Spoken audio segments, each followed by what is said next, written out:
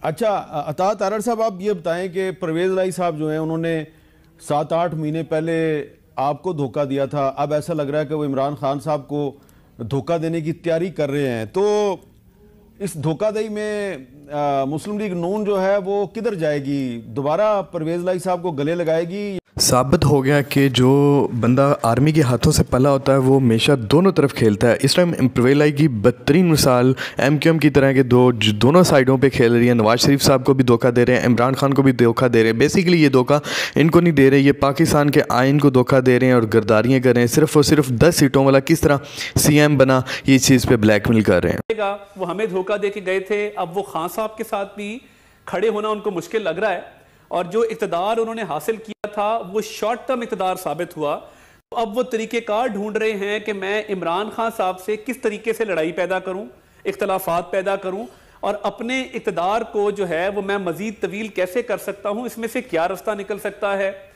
तो मुझे ये लगता है कि हम शायद अब उनके साथ कोई इस तरह का हाथ ना मिलाए, मगर असेंबलियों को टूटने से जो रोकना है उसकी भरपूर कोशिश करेंगे। उसके लिए हमारे पास बहुत सारी कानूनी ऑप्शंस मौजूद हैं और उस पर हमारी मुशावरत भी जारी है, क्योंकि परवेज़ लाई साहब जो हैं वो इस वक्त ना इमरान खान साहब के साथ खड़े हैं ना हमारे साथ खड़े हैं। उनके कॉलो फेल में भी तजाद है, उनके जो बयानात हैं वो भी एक बयान दूसरे से नहीं मिलता। तो उन्होंने अपने आप को बहुत ही एक मुश्किल सूरत हाल में डाल दिया है और दूसरी तरफ वो बेटे के हाथों भी मजबूर हैं कि बेटे ने एक बहुत सवियर किस्म की लाइन ली हुई है और वो इमरान खान साहब के साथ आज भी खड़े हैं। तो परवेज़ लाई साहब शदीद पॉलिटिकली लीगली शदीद मुश्किलात का शिकार हैं जी, और उनके लिए मुझे कोई वे आउट नजर नहीं आ रहा। आप ये बताएं कि अता तारड़ साहब, आपके पास कौन सा कानूनी रास्ता है जिसके जरिए आप असेंबली को टूटने से बचा सकते हैं?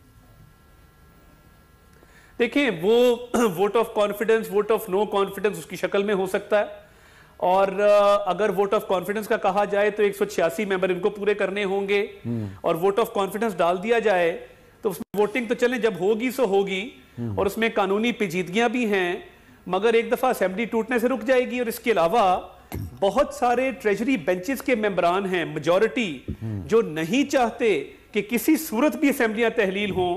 उनको ऑपोजिशन बेंचेस पे बैठना मंजूर है, MPA का टैग साथ लगना मंजूर है, मगर उनको ये बात मंजूर नहीं है कि असेंबलियों को कब्ल अज़ वक्त तहलील किया जाए। और असेंबलियों की कब्ल अज़ वक्त तहलील जो है ये कोई जमहूरियत के लिए, पार्लिमानी निज़ाम के लिए कोई एक अच्छी चीज़ नहीं है। माजी में भी जो ये हथकंडे इस्तेमाल होते रहे हैं वो गैर जमहूरी कुव्वतों की तरफ से होते रहे हैं, वो गैर सियासी लोगों की तरफ से होते रहे हैं। तो इसलिए हमारी एक जमहूरी सोच है कि असेंबलियों की जो मुद्दत है वो बिल्कुल मुकम्मल होनी चाहिए और कब्ल अज़ वक्त असेंबलियों को तहलील नहीं होना चाहिए किसी भी सूरत। अच्छा।